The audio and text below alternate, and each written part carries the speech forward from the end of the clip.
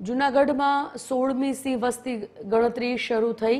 One અને પર્યાવરણ મંત્રી મુળુભાઈ બહેરાએ લીલી ઝંડી આપી છે। સાસણ સિંહ સદન ખાતેથી સિંહ ગણતરી માટે કર્મચારીઓ રવાના થઈ ચૂક્યા છે।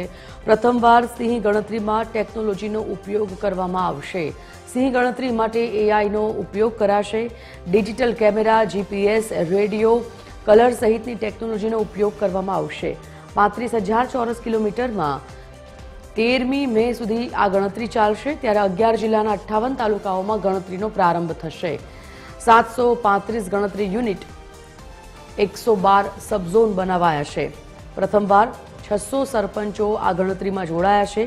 3254 અધિકારી, કર્મચારીઓ અને સ્વયંસેવકોનો સમાવેશ થાય છે।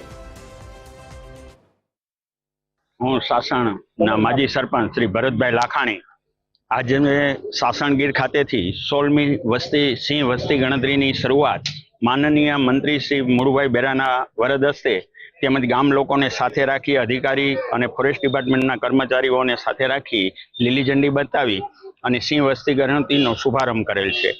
આ સિંહ વસ્તી ગણતરી 2025 જે પ્રથમ 24 કલાક માટે પ્રાથમિક સિંહ વસ્તી ગણતરી થશે અને ત્યારબાદ 13 તારીખ સાંજ સુધીમાં સંપૂર્ણપણે સિંહની વસ્તી ગણતરી કરવામાં આવશે। 9 જિલ્લાઓમાં આ વસ્તી ગણતરી કરવામાં આવશે અને અંદાજે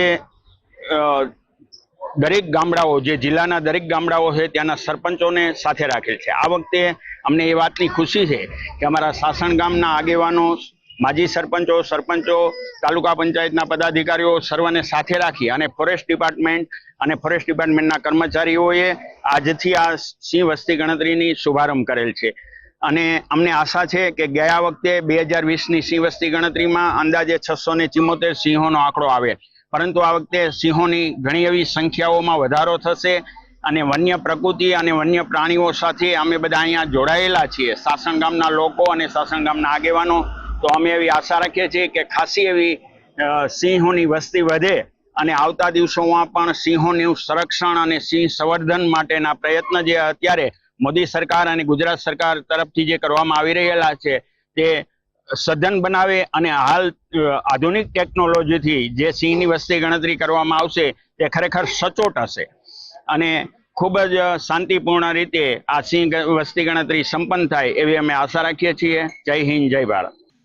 આજે સાસણથી 16મી સિંહ વસ્તી અંદાજ ગણતરીની શુભ શરૂઆત કરવામાં આવી છે। આજે બપોરના 2 વાગ્યાથી આવતીકાલના બપોરના 2 વાગ્યા સુધી પ્રાથમિક જે ગણતરી છે એ થવાની છે।